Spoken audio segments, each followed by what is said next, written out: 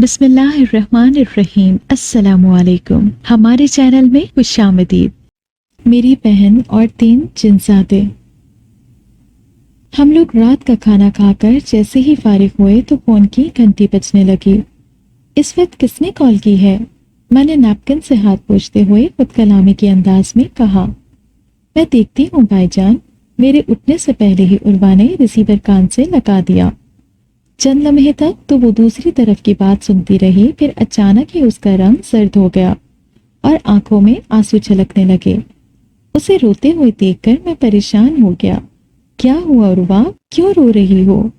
میں نے پوچھا تو اس نے سسکیاں لیتے ہوئے فون رکھ دیا اور بولی، بھائی جان، دادا جان کا انتقال ہو گیا ہے، ہمیں فوری طور پر پاکستان جانا ہوگا۔ اس نے روتے ہوئے کہا تو میری آنکھیں بھی نم ہو گئیں۔ دادا جان اس دنیا میں ہمارا آخری خون کا رشتہ تھے۔ جب تک وہ تھے تب تک دل کو تسلی رہتی تھی کہ کوئی ہمارا انتظار کرنے والا اور دعا کرنے والا موجود ہے، مگر اب تو وہ آس بھی ٹوٹ گئی تھی۔ میں نے فوراً ہی ہوائی جہاز میں ارجنٹ بنیادوں پر 2 سیٹیں بک کروا دی۔ یہ ہماری خوش قسمتی تھی کہ ہمیں چند گھنٹے بعد جانے والی ایک فلائٹ میں جگہ مل گئی تھی اور کاغذات وغیرہ کی طرف سے بھی کوئی پریشانی نہیں ہوئی تھی۔ اس سارے پروسیس کے چند گھنٹوں کے بعد ہم پاکستان روانہ ہو رہے تھے۔ میں یعنی عامر وجاہت پاکستان کے ایک بہت ہی اچھے خاندان سے تعلق رکھتا تھا۔ میرے والد وجاہت علی جدی پشتی جاگیردار تھے۔ میری امی سے انہوں نے لو میرج کی تھی۔ دادا جان اس وجہ سے بہت غصہ ہوئے تھے۔ وہ ابو کی شادی اپنی کسی رشتہ دار کی بیٹی سے کروانا چاہتے تھے، مگر ابو جو کہ امی سے پیار کرتے تھے، اس لیے انہوں نے ان رشتہ دار کی بیٹی کے ساتھ شادی کرنے سے انکار کر دیا تھا۔ ابو کے انکار پر دادا جان نے غصہ ہو کر انہیں جائیداد سے آگ کر دیا تھا۔ ایک عرصہ تک ہمارا ان سے کوئی رابطہ نہیں ہوا تھا، مگر پھر جب ہم دونوں بڑے ہوئے تب ابو اور امی کا ایکسیڈنٹ ہو گیا تھا۔ اس وقت میں 10 سال کا تھا اور عروا 9 سال کی تھی۔ ابو امی کی طبیعت خراب ہونے کی وجہ سے انہیں ہاسپٹل لے کر جا رہے تھے کہ ایک کار نے ان کی موٹر سائیکل کو ٹکر مار دی۔ ہم دونوں کو چونکہ وہ پڑوس میں اپنے ایک دوست کے گھر چھوڑ گئے تھے، اس لیے ہم بچ گئے۔ ابو تو اسی وقت جائے حادثہ پر انتقال کر گئے تھے، مگر امی شدید زخمی ہوئی تھی۔ مرنے سے کچھ دیر پہلے امی نے دادا جان کو بلایا تھا۔ بیٹے کی موت کی خبر سننے کے بعد دادا جان کا غصہ تو بالکل ختم ہو چکا تھا۔ صدمے سے چور ہو کر جب وہ اسپتال پہنچے تو امی بھی آخری سانس لے رہی تھی۔ امی نے ہمیں ان کے حوالے کیا اور پھر ہمیشہ ہمیشہ کے لیے اپنی آنکھیں بند کر لیں۔ اس کے بعد دادا جان نے ہمیں ماں اور باپ بن کر پالا تھا۔ کچھ عرصہ پہلے ہم دونوں ہی تعلیم کے سلسلے میں امریکہ آ گئے تھے۔ اب ہماری تعلیم مکمل ہو چکی تھی اور چند دن بعد ہم واپس جانے والے تھے۔ دادا جان ایک ایک دن گن کر ہماری واپسی کا انتظار کر رہے تھے، مگر موت نے ہمیں ان سے گلے ملنے کا موقع ہی نہیں دیا۔ جب ہم پاکستان پہنچے تو دادا جان کے خاص ملازم خیر الدین، جسے بچپن سے ہم خیرو بابا کہتے آ رہے تھے، ہمارے لیے گاڑی لے کر آیا ہوا تھا۔ مجھے دیکھتے ہی وہ میرے گلے لگ کر رو پڑا۔ اسے تسلی دے کر ہم دونوں نواب نگر کی طرف چل پڑے۔ نواب نگر ہمارے جاگیر والے گاؤں کا نام تھا۔ شام سے ذرا پہلے ہم وہاں پہنچ گئے اور رات ہونے سے پہلے پہلے دادا جان کی آخری رسومات ادا کر دی گئی تھیں۔ ہمارے ننیال نے تو بہت پہلے سے ہم سے ہر تعلق توڑ لیا تھا۔ ددیال میں بھی دادا جان اور ان کی ایک دور پار کے رشتہ دار کے سوا اور کوئی نہیں تھا، سب مر چکے تھے۔ ان کی صرف ایک بیٹی تھی جس سے دادا جان ماسی میں ابو کی شادی کروانا چاہتے تھے۔ وہ آئی ہوئی تھی۔ وہ اکثر و بیشتر وہاں آیا کرتی تھیں اور دادا جان کے پاس بیٹھی رہتی تھی۔ ان کا نام نگینہ بیگم تھا۔ نگینہ بیگم شادی شدہ اور ایک بیٹے کی ماں تھیں۔ پتہ نہیں کیوں مجھے ان کے آنسو جالی سے لگے۔ دادا جان کی میت کے گرد بیٹھ کر سب سے زیادہ رونا دھونا انہوں نے ہی ڈالا تھا۔ ان کا بیٹا بھی ان کے ساتھ تھا اور اس کی نظریں بار بار عروا کے گرد بھٹک رہی تھیں۔ مجھے بچپن سے ہی نگینہ بیگم کچھ زیادہ اچھی نہیں لگتی تھی، اس لیے میری کوشش ہوتی تھی کہ میں ان سے دور ہی رہوں۔ وہ مجھے اور عروا کو ہمیشہ بڑی عجیب سی نظروں سے دیکھا کرتی تھیں۔ میں کوشش کرتا تھا کہ عروا کو بھی ان کے سامنے نہ جانے دوں، لیکن ایسا ہو نہیں پاتا تھا۔ دادا جان کی وجہ سے ہم ان سے ملنے پر مجبور تھے۔ اس وقت بھی وہ انہی عجیب نظروں سے ہمیں دیکھ رہی تھی۔ عروہ رونے لگی تو انہوں نے اس کا کندھا تھپتھپاتے ہوئے اپنے گلے لگا لیا۔ صبر کرو بیٹا، جو اس دنیا میں آیا ہے اسے جانا ہی ہوتا ہے۔ چچا جان کی اچانک موت کی خبر جب ہم تک پہنچی تو ہمیں تو یقین ہی نہیں آ رہا تھا، مگر اللہ کی مرضی کے آگے بھلا کوئی کیا کر سکتا ہے۔ ویسے بھی وہ بیچارے دل کے مریض تھے، سہ نہیں پائے تم لوگوں کی دوری۔ انہوں نے اسے چپ کراتے ہوئے کہا۔ عروہ سمجھ نہیں سکی، مگر میں سمجھ گیا تھا کہ وہ انڈائریکٹلی ہم لوگوں کو ہی دادا جان کی موت کا ذمہ دار قرار دے رہی تھی۔ ان کی بات پر مجھے غصہ تو بہت آیا تھا، مگر میں ضبط کر کے اپنے کمرے میں چلا گیا۔ ابھی بیڈ پر ہی لیٹا تھا کہ دروازے پر دستک ہوئی۔ کون ہے؟ آ جاؤ، دروازہ کھلا ہے، میں نے کہا۔ وہ خیرو بابا تھے، ان کے ہاتھ میں دودھ کا گلاس تھا۔ ارے خیرو بابا، آپ نے ناحق تکلیف کی، میرا تو دل ہی نہیں چاہ رہا ہے کچھ بھی کھانے پینے کو، میں نے بے دلی سے دودھ کا گلاس لیتے ہوئے کہا۔ بیٹا جی، میں نے بڑے صاحب سے وعدہ کیا تھا کہ آپ کا اور بٹیا رانی دونوں کا خیال رکھوں گا، مجھے اپنا وعدہ پورا کرنے سے مت روکیں۔ انہوں نے آنسو بھری آنکھوں سے مجھے دیکھتے ہوئے کہا تو میرا دل بسیج گیا۔ میں نے ان سے دودھ کا گلاس لے کر پی لیا اور خالی گلاس ایک طرف رکھ کر انہیں بیٹھنے کا اشارہ کیا۔ وہ کرسی لے کر میرے بیڈ کے قریب بیٹھ گئے اور دادا جان کے ساتھ گزرے ہوئے وقت کی باتیں کرنے لگے۔ بولتے بولتے اچانک ہی وہ چپ ہو گئے اور چند لمحے کی خاموشی کے بعد کہنے لگے، بیٹا ایک اہم بات ہے جو میں تمہیں بتانا چاہتا ہوں، بڑے صاحب نے اپنی زندگی میں تو کبھی بتانے نہیں دی۔ انہوں نے کہا۔ جی بابا ضرور بتائیے، میں نے کہا۔ بیٹا، بڑے صاحب اپنے آخری دنوں میں اکثر عجیب سی آواز سنا کرتے تھے۔ میں چونک گیا۔ کیا مطلب خیرو بابا؟ کیسی آوازیں؟ میں نے خیرو بابا سے پوچھا تو وہ ادھر ادھر دیکھ کر رازدارانہ انداز میں بولے، پتہ نہیں بیٹا، لیکن بڑے صاحب اکثر کہتے تھے کہ ایسا لگتا ہے کہ کوئی آواز دے رہا ہے، اٹھ کر دیکھتے تو کوئی نہیں ہوتا تھا، اس لیے بڑے صاحب بہت پریشان رہتے تھے۔ خیرو بابا نے کہا۔ اچھا، بڑی عجیب سی بات ہے، دادا جان نے تو کبھی بھی مجھ سے ذکر نہیں کیا ایسی کسی بھی بات کا۔ میں نے حیرت سے کہا۔ وہ آپ کو پریشان نہیں کرنا چاہتے تھے، کہتے تھے کہ بچے دور بیٹھے ہیں، پرائے ملک میں ہیں، انہیں بلا وجہ پریشان کرنا اچھا نہیں ہے، اسی لیے بتانے سے گریز کرتے تھے۔ وہ بھرائی ہوئی آواز میں کہتے ہوئے آنسو پوچھنے لگے، پھر اٹھ کھڑے ہوئے۔ اچھا بیٹا، اب میں چلتا ہوں، آپ اپنا خیال رکھنا۔ وہ خالی گلاس لے کر چلے گئے۔ میں چند لمحے تک تو ان کی باتوں کو سوچتا رہا، مگر جب کچھ سمجھ میں نہ آیا تو آنکھیں بند کر کے سو گیا۔ سوتے ہوئے مجھے نہ جانے کتنی دیر ہوئی تھی کہ اچانک ہی مجھے ایسا لگا جیسے کوئی میرے بیڈ کے قریب سے تیزی سے دوڑ کر گزرا ہو۔ میں نے آدھی جاگی آدھی سوئی حالت میں اسے اپنا وہم سمجھا، مگر اسی وقت پھر کسی کے دوڑنے کی آواز سنائی دی۔ اب میں پوری طرح جاگ گیا تھا۔ میں نے آنکھوں میں ذرا سی جھری کر کے دیکھا، مگر کوئی بھی دکھائی نہ دیا۔ اس کے بعد میں بڑی دیر تک جاگتا رہا، مگر دوبارہ وہ آواز سنائی نہیں دی۔ صبح اٹھنے کے بعد میں پچھلی رات کے بارے میں سوچتا رہا، شاید خیرو بابا کی باتوں کے باعث مجھے وہم ہو رہے ہیں۔ میں نے سوچ کر سر جھٹک دیا۔ اس کے بعد ہم دونوں دادا جان کی قبر پر گئے اور کافی دیر تک وہاں پر تلاوت کر کے دادا جان کی روح کو اصالِ ثواب کرتے رہے۔ حویلی پہنچ کر مجھے کچھ عجیب سا احساس ہوا تھا۔ کل تو غم کی شدت اور لوگوں کی بھیڑ بھاڑ کے باعث کچھ محسوس نہیں ہوا تھا، مگر آج یہ احساس واضح تھا کہ حویلی میں نوکر چاکر کی کثرت کے باوجود ایک ویرانی سی چھائی ہوئی تھی۔ ایسا لگتا تھا جیسے یہاں کوئی منحوس ہوا چل رہی ہو۔ مجھے اس کا سبب سمجھ نہیں آیا۔ اس دن گھر کو سنبھالنے اور انتظام وغیرہ دیکھنے میں ہی سارا دن گزر گیا۔ رات کو میں یہ سوچتا رہا کہ شاید آج بھی مجھے وہی آواز سنائی دے، لیکن کافی دیر تک کچھ بھی سنائی نہیں دیا تو میں بھی مطمئن ہو کر سو گیا۔ رات کو عروہ کے کمرے میں کچھ عجیب سی ہلچل تھی، جیسے وہاں پر اس کے علاوہ کوئی اور بھی موجود ہو، لیکن عروہ بہت ہی گہری نیند سوئی ہوئی تھی، اس لیے اسے کچھ پتہ نہیں چل سکا۔ اس کے کمرے کا دروازہ آہستہ آہستہ کھلا اور بند ہو گیا، مگر وہاں دروازہ کھولنے یا بند کرنے والا نظر نہیں آتا تھا۔ پھر عروہ کے جسم پر پڑا ہوا کمبل آہستہ آہستہ نیچے کھسکتے ہوئے بیڈ کی پائتی کی طرف گر گیا۔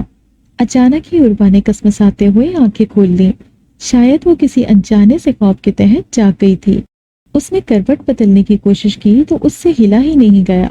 یوں لگتا تھا کہ جیسے اس کے اوپر کسی نے پہاڑ رکھ دیا ہو. اس نے اس بوجھ کی تکلیف سے چیخنا چلانا چاہا مگر اس کے حلق سے کوئی آواز نہ نکل سکی. گلے میں جیسے کانٹے پڑ گئے تھے. وہ بہت دیر تک یوں ہی ساکت و چامت پڑی رہی.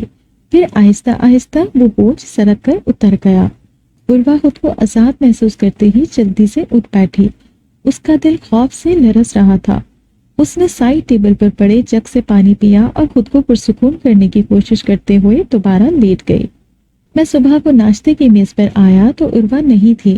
البتہ نگینہ آنٹی اپنے سپوت کے ساتھ وہاں بیٹھی ہوئی تھی.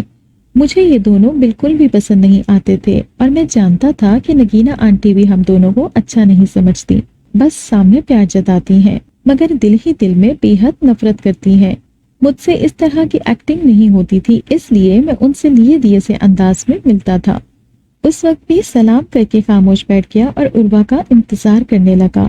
جب کافی دیر ہو گئی تو میں خود اسے اس کے کمرے میں لینے کے لیے چلا گیا.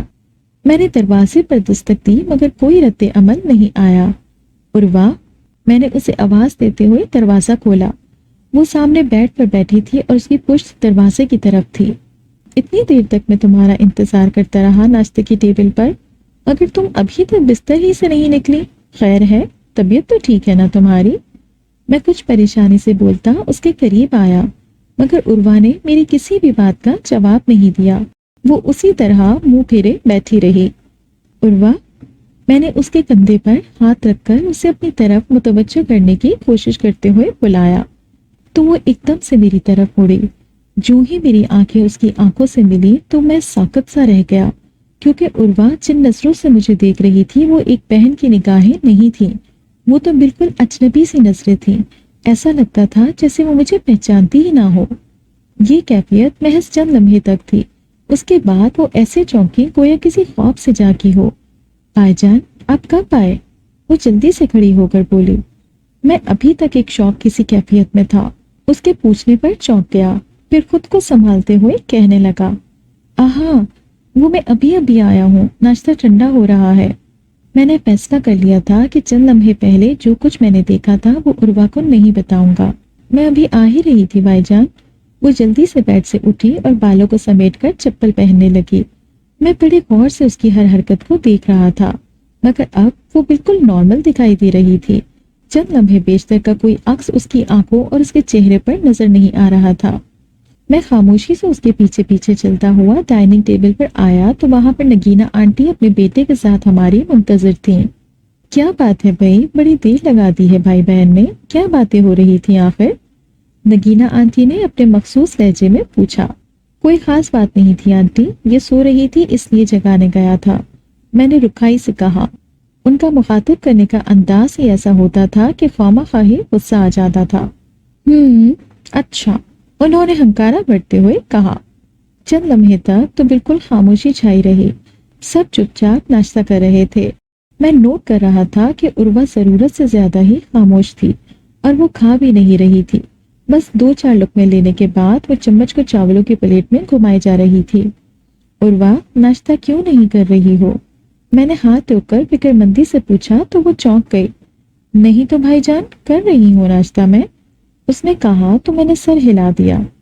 اچھا، لگ تو نہیں رہا، میں نے اسے چھیڑتے ہوئے کہا مگر خلاف توقع وہ کچھ کہنے کے بجائے چپ رہی. ورنہ میں کوئی کامنٹ پاس کروں اس پر اور وہ خاموشی سے سن لے، یہ تو ممکن ہی نہیں تھا. میں نے اس سے نظریں ہٹا لی. نہ جانے کیا ہو رہا تھا اسے. اچانک ہی میری نظر نگینہ آنٹی پر پڑی. وہ کھانا کھاتے ہوئے بڑے غور سے عروہ کو دیکھ رہی تھی. پھر وہ بڑے زہریلے انداز میں مسکرائیں. مجھے ان کی یہ مسکراہٹ تو بالکل بھی اچھی نہیں لگی مگر سوائے ضبط کرنے کے اور کوئی چارہ نہیں تھا. ناشتے سے فارغ ہو کر میں نے کچھ ضروری کام نپٹائے اور اس کے بعد کتاب لے کر باہر لان میں چلا آیا. گرمیوں میں تو ہر کوئی دھوپ سے بچنے کی کوشش کرتا مگر سردیوں میں تو دھوپ بے حد اچھی لگنے لگی تھی. اور پھر آج تو بارش بھی ہوئی تھی. لان کے سارے درخت دھل کر نکھر گئے تھے. ایسے میں اپنی پسندیدہ کتاب کو چائے کے سپ لیتے ہوئے پڑھنا بہت مزہ دے رہا تھا. میں کتاب میں گم تھا جب اچانک ہی کسی کی آواز سنائی دی. عامر. کسی نے مجھے میرے نام سے بلایا تھا. میں نے چونک کر کتاب سے نظریں ہٹائیں اور ارد گرد دیکھا۔ پکارنے والا تو نظر نہیں آ رہا تھا۔ لان کا یہ حصہ بالکل خاموش تھا اور کسی پرندے کی آواز تک سنائی نہیں دے رہی تھی۔ ہو سکتا ہے میرے کان بج رہے ہوں، میں نے دوبارہ کتاب کھولتے ہوئے سوچا۔ اکیلے میں اکثر کان بجا کرتے ہیں اور ہمیں ایسا لگتا ہے گویا کسی نے ہمیں پکارا ہو۔ یقیناً میرے ساتھ بھی ایسا ہی ہوا ہے۔ میں دوبارہ مطالعہ کرنے لگ گیا، مگر چند منٹ بعد دوبارہ مجھے آواز سنائی دی، عامر۔ اس بار اس آواز میں کوئی عجیب سی وحشت تھی۔ میں نے دوبارہ ادھر ادھر نظریں دوڑائیں مگر کوئی ہوتا تو نظر آتا۔ میں نے کتاب سامنے ٹیبل پر رکھی اور اٹھ کھڑا ہوا۔ میں کسی کو تلاش کرتا ہوا درختوں کے قریب چلا گیا۔ وہاں پھولوں کے کنج میں کوئی بیٹھا ہوا تھا۔ میں ذرا قریب گیا تو یہ دیکھ کر حیران ہو گیا کہ وہ عروہ تھی۔ وہ ہاتھوں سے ایک کیاری کی مٹی کھود رہی تھی۔ عروہ، تم یہاں کیا کر رہی ہو؟ اور یہ ہاتھ کیوں مٹی میں ڈالے ہوئے ہیں؟ میں نے ذرا سختی سے پوچھا۔ مجھے اس بات پر حیرت بھی ہوئی تھی کیونکہ عروہ تو بہت نفیس سی طبیعت کے مالک تھی۔ مٹی میں ہاتھ ڈال کر بیٹھنا تو دور کی بات ہے، وہ تو اپنے لباس پر ایک دھبا بھی نہیں لگنے دیتی تھی۔ میری آواز سن کر اس نے یکدم سر اٹھا کر مجھے دیکھا۔ اس وقت اس کی نظروں میں ویسی ہی اجنبیت تھی جیسی میں نے صبح دیکھی تھی۔ وہ مجھے دیکھتے ہوئے بڑے عجیب سے انداز میں مسکرائی۔ اس کی مسکراہٹ میں اتنی پراسراریت اور صفاقی تھی کہ بے اختیار میرے رونگٹے کھڑے ہو گئے۔ وہ چند لمحے تک اجنبیت سے مجھے دیکھتی رہی، پھر جیسا کہ صبح ہوا تھا اس کی یادداشت اچانک ہی واپس آ گئی۔ بھائی جان، میں یہاں؟ اسے جیسے کچھ سمجھ میں نہیں آ رہا تھا۔ وہ بوکھلا کر اپنی مٹی میں لتڑے ہاتھوں کو دیکھ رہی تھی۔ بھائی جان، میں یہاں کیسے آ گئی؟ میں تو پھول توڑنے آئی تھی، پھر یہ سب کیسے؟ وہ حیرت سے کہہ رہی تھی۔ اس کی باتوں سے مجھے اس کی ذہنی حالت پر شبہ ہونے لگا تھا۔ میں نے اس کا ہاتھ پکڑا اور اسے موٹر کے قریب لے جا کر اس کے ہاتھ دھلوائے۔ وہ گمسم سی ہاتھ دھوئے جا رہی تھی مگر اس کا دھیان کہیں اور تھا۔ ہاتھ دھلوا کر میں اسے اپنے ساتھ لے آیا اور لان میں پڑی کرسیوں میں سے ایک پر خود بیٹھ گیا اور دوسرے پر اسے بٹھا دیا۔ چند دنوں میں ہی وہ بہت بیمار سی لگنے لگی تھی۔ اب بتاؤ مجھے عروہ، کیا مسئلہ ہے تمہارے ساتھ؟ میں تمہارا بھائی ہی نہیں، باپ بھی ہوں اور ماں بھی ہوں، اور سب سے بڑھ کر دوست بھی۔ تمہیں جو بھی پرابلم ہے وہ میرے ساتھ شیئر کرو۔ میں نے اس کا ہاتھ پکڑتے ہوئے کہا۔ اس کا ہاتھ انگاروں کی طرح تپ رہا تھا۔ میری باتوں پر وہ چند لمحے تک کسی سوچ میں ڈوبی ہوئی خاموش رہی اور پھر بتانے لگی۔ بھائی جان، جب میں امریکہ میں تھی تبھی سے مجھے کچھ عجیب عجیب سے خواب نظر آنے لگے ہیں۔ ایسا لگتا تھا جیسے میں کسی ویران سے میدان میں کھڑی ہوں جہاں دور دور تک کوئی بھی انسان نظر نہیں آتا۔ میں ڈر جاتی ہوں اور گھبرا کر بھاگنا شروع کر دیتی ہوں۔ دوڑتے دوڑتے میں تھکن سے چور ہو کر گر جاتی ہوں، مگر وہ میدان ہے کہ ختم ہونے کا نام ہی نہیں لیتا۔ پھر اچانک ہی آسمان پر کالی گھٹائیں چھا جاتی ہیں اور ہر طرف اندھیرا ہی اندھیرا ہو جاتا ہے۔ میں ڈر کے مارے چیخنے لگتی ہوں اور پھر اسی طرح چیختے چلاتے میری آنکھ کھل جاتی ہے۔ کبھی مجھے لگتا ہے جیسے میں کسی قبرستان میں تنہا کھڑی ہوں۔ میں وہاں سے نکلنا چاہتی ہوں مگر راستہ ہی نہیں ملتا۔ اچانک ہی ایک قبر سے کوئی عجیب و غریب بندر جیسی ایک چیز نکل کر میری طرف بڑھتی ہے۔ میں ڈر کر بھاگنے لگتی ہوں تو وہ بھی میرے پیچھے بھاگنے لگتی ہے۔ میں دوڑتے دوڑتے گر جاتی ہوں اور وہ مجھ پر حملہ کر دیتی ہے۔ بھائی جان، میں ان خوابوں سے بہت تنگ آ گئی ہوں۔ کبھی کبھی مجھے لگتا ہے جیسے کوئی میرا نام لے کر بلا رہا ہے مگر کوئی بھی نظر نہیں آتا۔ مجھے نہیں پتا میرے ساتھ یہ سب کیا اور کیوں ہو رہا ہے، مگر یہ چیزیں مجھے اندر ہی اندر توڑ پھوڑ رہی ہیں۔ میں کیا کروں بھائی جان، میں کیا کروں؟ وہ دونوں ہاتھوں سے منہ چھپا کر روتے ہوئے بولی۔ اس کو اس طرح روتے ہوئے دیکھ کر میرا دل کٹنے لگا۔ ایک ہی تو بہن تھی میری، وہ بھی اس طرح کی تکلیف جھیل رہی تھی اور مجھے پتا تک نہیں تھا۔ نہ چاہتے ہوئے بھی میں گلا کر بیٹھا۔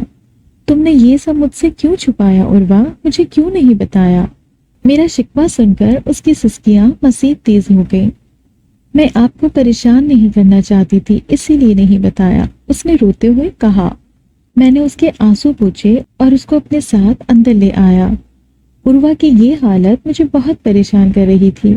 میں نے سوچا میں کل ہی اسے اپنے ساتھ لے جا کر کسی ڈاکٹر کو دکھاتا ہوں، کیونکہ راستہ بہت خراب تھا اور سڑکیں خطرناک بھی تھیں، اس لیے میں اسے آج ہی نہیں لے جا سکتا تھا۔ کہ دوران سفر ہی رات ہو جاتی اور کسی نوجوان لڑکی کے ساتھ ان راستوں پر رات کے وقت سفر بے حد خطرناک تھا، اس لیے میں اب اسے کل ہی لے کر جا سکتا تھا۔ رات کو میں خود اسے کمرے سے بلا کر کھانے کی میز پر لے آیا اور زبردستی چند لقمے کھلا دیے۔ آج وہ پہلے سے زیادہ کمزور لگ رہی تھی، جیسے برسوں کی بیمار ہو۔ آج نگینا آنٹی اور ان کا بیٹا نظر نہیں آئے تھے، شاید اپنے کمروں میں ہی کھانا کھا چکے تھے۔ کھانے کے بعد میں اسے کمرے تک چھوڑنے گیا اور جب تک اس کو نیند نہ آ گئی میں وہیں اس کے ساتھ بیٹھا رہا۔ عروہ کے سونے کے بعد میں اپنے کمرے میں چلا آیا۔ وہ پورے چاند کی رات تھی، ہر طرف چاندنی کی سفید چادر بچھی ہوئی تھی۔ میرے کمرے کی ایک کھڑکی جو باہر کے رخ پر کھلتی تھی، اس سے چاند کی سفید کرنیں میرے کمرے کے دائیں طرف کی دیوار پر پڑ رہی تھی۔ میں عروہ کے بارے میں سوچتے ہوئے سامنے دیکھا جا رہا تھا کہ دیوار پر ایک عجیب سا سایہ نظر آنے لگا۔ میں چونک کر اٹھ کر بیٹھ گیا۔ آخر یہ عجیب و غریب سایہ کس چیز کا تھا؟ میں نے کھڑکی پر آ کر دیکھا، وہاں سے جو منظر مجھے دکھائی دیا اسے دیکھ کر میری ریڑھ کی ہڈی میں ایک سرد سی لہر سرایت کر گئی تھی۔ میرے کمرے سے ذرا دور ایک درخت تھا اور اس درخت کی ایک شاخ پر ایک بندر نما مخلوق بیٹھی تھی۔ چاندنی میں دیکھ سکتا تھا کہ اس کے سارے جسم پر بال ہی بال تھے۔ میں کافی دیر تک کھڑکی کی اوٹ میں کھڑا اسے دیکھتا رہا، پھر اچانک وہ میرے دیکھتے ہی دیکھتے غائب ہو گیا۔ میں دوبارہ آ کر بستر پر لیٹ گیا، مگر سونے سے پہلے میں نے وہ کھڑکی بند کر دی تھی۔ رات تو جیسے تیسے گزری۔ صبح اٹھتے ہی میں نے عروہ کو ساتھ لیا اور شکر کی طرف چل پڑا۔ ابھی ہم نے آدھا راستہ ہی طے کیا تھا کہ اچانک ہی گاڑی پہلے جھٹکے کھانے لگی، پھر رک گئی۔ گاڑی میں ہم دونوں کے علاوہ صرف خیرو بابا تھے۔ میں نے گاڑی کو چیک کیا مگر کہیں بھی کوئی خرابی نظر نہیں آئی۔ اب کیا کروں؟ میں ابھی کوئی حل نکالنے کے بارے میں ہی سوچ رہا تھا کہ گاڑی کا بیک ڈور کھل گیا اور اندر سے عروہ برآمد ہوئی۔ اس کے بال کھلے ہوئے تھے اور آنکھیں شعلے اگل رہی تھی۔ عروہ، تم باہر کیا کر رہی ہو؟ اندر جا کر بیٹھو، میں نے اسے پیار سے کہا، مگر وہ سنی انسنی کرتے ہوئے اسی طرح وہاں کھڑی رہی۔ عروہ، بیٹا بھائی کا کہنا نہیں مانو گی؟ جاؤ شاباش، اندر بیٹھ جاؤ، میں نے 2 بار بے حد نرمی سے کہا، مگر اس کے کان پر چوں تک نہیں رینگی۔ میں نے اسے اندر بٹھانے کے لیے جیسے ہی بازو پکڑا تو اس نے مجھے زور سے دھکا دیا۔ اس کے اس دھکے میں اتنی طاقت تھی کہ میں لڑکھڑاتے ہوئے کئی قدم پیچھے کی طرف چلا گیا۔ میں نے حیرت سے اس کی طرف دیکھا تو اس کے ہونٹوں پر وہی شفاف مسکراہٹ تھی جو میں اس سے پہلے بھی دیکھ چکا تھا۔ میں نے خود کو سنبھال کر تیزی سے آگے بڑھ کر اس کا ہاتھ پکڑا۔ دوسری طرف سے اسے خیرو بابا نے تھام لیا اور ہم دونوں نے جیسے تیسے اسے اٹھا کر گاڑی کے اندر ڈال دیا۔ وہ اتنی وزنی ہو رہی تھی کہ ہم 2 مردوں سے بھی سنبھل نہیں پا رہی تھی۔ میں اس کی بے پناہ طاقت پر حیران رہ گیا۔ اسی وقت گاڑی خود بخود اسٹارٹ ہو گئی۔ میں جلدی سے گاڑی کی سیٹ پر بیٹھ گیا۔ ڈاکٹر کے پاس پہنچتے ہی میں نے ایمرجنسی میں عروہ کو اسے دکھایا۔ ابھی ڈاکٹر اس کا چیک اپ کر ہی رہا تھا کہ عروہ نے اچانک ہی اسے گلے سے دبوچ لیا اور پوری طاقت سے اسے دبانے لگی۔ ارے ارے چھوڑو لڑکی، کیا کر رہی ہو؟ ڈاکٹر خود کو اس سے چھڑوانے کی کوشش کرنے لگا، مگر عروہ کی گرفت اس کی گردن پر مزید مضبوط ہوتی گئی۔ میں جلدی سے ڈاکٹر کی مدد کو لپکا اور بمشکل اس کی جان چھڑوائی۔ ڈاکٹر کھانس کھانس کر دوہرا ہو رہا تھا۔ میں نے اسے پانی پلایا تو اس کی حالت کچھ بہتر ہوئی۔ عروہ زور زور سے کہے لگا رہی تھی۔ میں نے شدید دکھ سے اسے دیکھا۔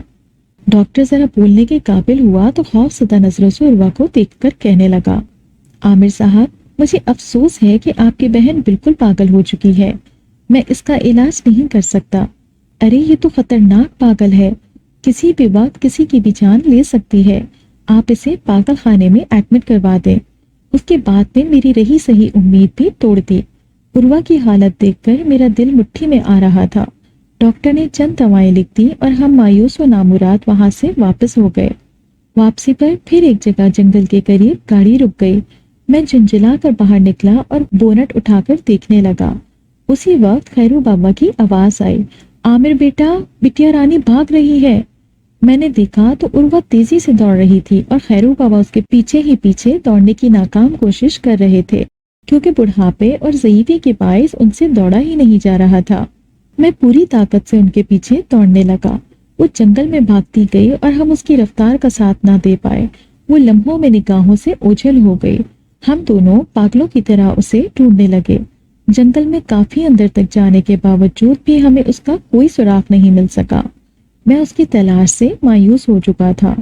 तब अचानक ही पीछे से किसी ने आवाज दी, आपकी बहन यहाँ है आमिर साहब। मैंने तेजी से पलट कर देखा। वो एक खूबसूरत नौजवान था जिसके एक हाथ में उर्वा का हाथ था। वो छुड़वाने के लिए पूरा जोर लगा रही थी, मगर नौजवान के आगे उसका बस नहीं चल रहा था। मैं जल्दी से उसकी तरफ लपका। आप कौन हैं? मैंने उससे पूछा। मैं आपका दोस्त हूँ, आपको और आपकी बहन को बचाने आया हूँ, उसने मुस्कुराते हुए कहा। आप हमें किससे बचाना चाहते हैं? मैंने हैरत से पूछा। आपके इन नादीदा दुश्मनों से जिनके बारे में आप जानते ही नहीं। आप पहेलियां बुझवाने के बजाय सीधी तरह से बताते क्यों नहीं कि कौन हमारा दुश्मन है और आप हमारी मदद क्यों कर रहे हैं? हम तो आपको जानते तक नहीं, मैंने तंग आकर कहा। इस मुसलसल जहनी असियत ने मुझे बेजार कर दिया था। ठहरिए आमिर साहब, जरा सुकून का सांस ले। मैं आपको सब कुछ बता सकता हूँ, मगर इसके लिए आपको मेरे साथ यहाँ से चलना पड़ेगा। यहाँ खतरा है और मेरी ताकत इस जगह महदूद है, किसी भी वक्त वार हो सकता है। उसने इर्द गिर्द देखते हुए फिक्रमंदी से कहा, लेकिन मैं तो आपको जानता तक नहीं, ऐसे कैसे आपके साथ चल पड़ूं? लाइए, मुझे अपनी बहन को वापस ले जाना है। उसका जहनी तवाज़ुन भी ठीक नहीं है। मैंने उसके हाथ से उर्वा का हाथ लेने की कोशिश की, मगर अगले ही लम्हे लड़खड़ाकर पीछे की तरफ हटा और गिर गया। उर्वा ने अपने आजाद हाथ से मुझे धक्का दे दिया था। नौजवान ने आगे बढ़कर मुझे सहारा देते हुए उठाया। आमिर साहब, मेरी बात को समझने की कोशिश करें। आपकी बहन की जहनी हालत बिल्कुल ठीक है, मगर इस वक्त इसका जिस्म, इसका दिमाग किसी और के कब्जे में है। इसलिए इस वक्त वो वही सब करेगी जो वो चाहेगा। खुदा के लिए बहस मत करें, मेरे साथ चलिए, मैं आपको सब कुछ बताता हूँ। वो चौकन्ना नजरों से इधर उधर देखते हुए कह रहा था। नहीं भाई, मुझे कहीं नहीं जाना, मुझे इससे बचाओ, मुझे घर जाना है, मुझे घर ले चलो। उर्वा चीखने चिल्लाने और रोने लगी तो मेरा दिल पसीज गया। मैंने आगे बढ़कर दोबारा उसको थाम लिया। इस बार उसने कोई मजामत नहीं की थी। देखो भाई साहब, मैं नहीं जानता कि आप कौन हैं। इस वक्त सिर्फ मुझे मेरी बहन को घर ले जाने में दिलचस्पी है, किसी और चीज में नहीं। अगर आप कुछ बताना चाहते हैं तो मेरे घर आ जाना, मैंने नरमी से कहते हुए उर्वा को अपने साथ लगाया और गाड़ी की तरफ चल पड़ा। आज अगर तुम इस तरह चले गए तो घर नहीं पहुंच सकोगे आमिर। वो तुम्हें, तुम्हारी बहन और तुम्हारे मुलाजिम तीनों को रास्ते में ही मार देंगे, उसने पीछे से पुकार कर कहा। मगर मैं सुनी अनसुनी करके चलता चला गया।